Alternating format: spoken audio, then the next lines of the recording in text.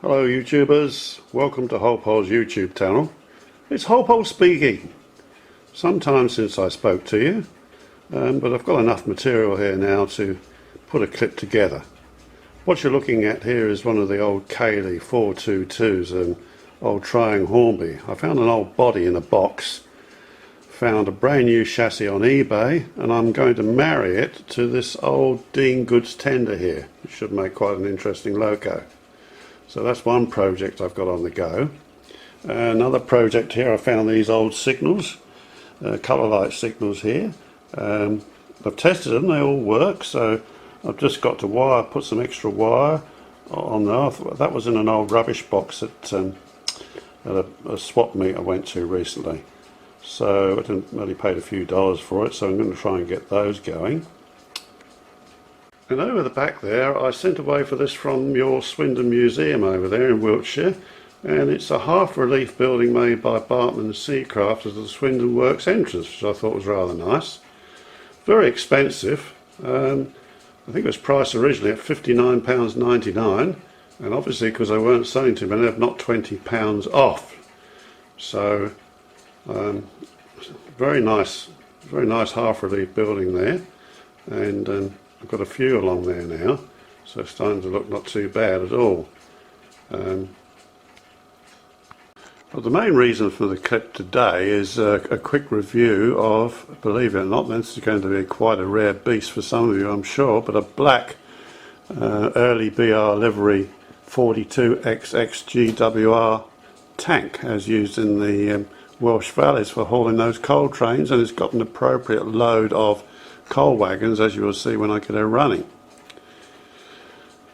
Now, I've had mine on order with that famous Liverpool company for some 18 months now, and mine was a weathered one, but the latest email they sent out was they were due on the 19th of August. Well, blow me down, here we are nearly towards the end of August and still no sign.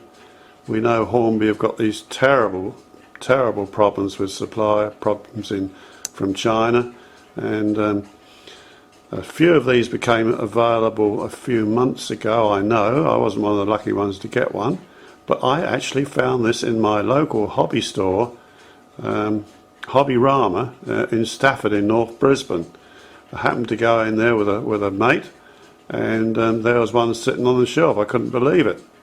It was priced at nearly 200 Australian dollars, but because the chimney was a bit out of skew, they gave me $25 off. Now that was quite easily fixed. I have got a couple of small issues with it, and I'll go into those with you in just a moment when I get refreshed from this part of the clip. Okay, YouTubers, there's my first little quibble there. There are some blemishes, seem to be on the paintwork of the boiler there. Now what's caused that I'm not sure. It's almost as though somebody sort of picked it up, perhaps with a little bit of glue or something on their hands, but there's definitely a blemish there, isn't there? Now the main problem, I've had a little bit of trouble with her derailing. Now when I looked at the driving wheels here, they all have play on them. Let me see if I can demonstrate. Oops, hold on. You can see there that there's play in that first set of driving wheels, but these second, there's no movement at all. And do you notice how the right hand one there is sticking out as opposed to the other ones close to the chassis?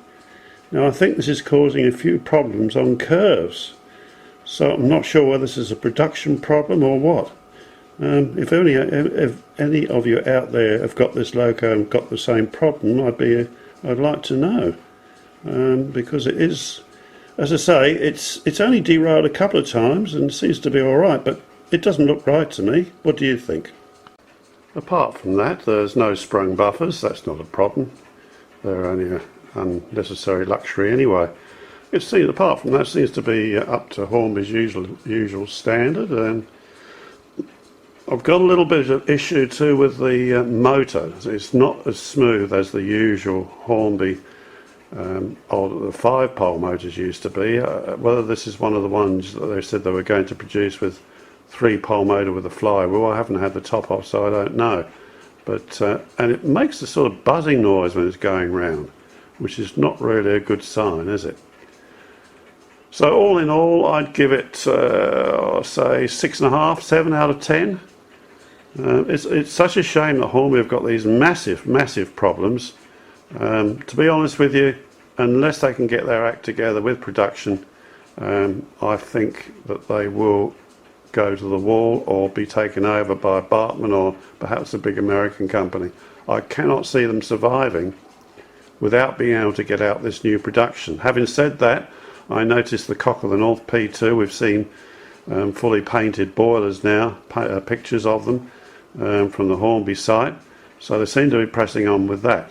And I know they did appoint a guy especially to, that's it, all his job is to sort out all these production problems. Let's hope he's successful.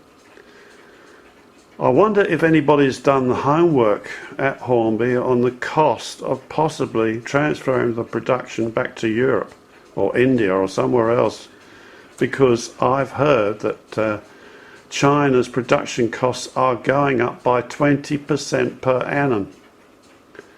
Now, if you say that it takes perhaps 1 to 2 years to get a Loco produced, that means in the interim period you're going to have a price increase of 10 to 20%. And I don't think anybody can afford that sort of thing. So I think Hornby have got to look at other ways of producing this stuff if they want to stay in business. What do you think? I'd hate to see anything happen to them, but you have to have new production coming on stream all the time. And what have we had in the last 12 to 18 months? Very, very little. They've had terrible trouble with these tanks, we know that. So anyway, I'm going to run around now for you on this coal train that I've got over there on the Laura Gardens branch. And also I took some footage at my mate's place yesterday on his layout. I'll put it all together and put it in a clip and see how we go. Thanks for your support. I hope you enjoy the clip, and I'll speak to you again soon. Bye for now.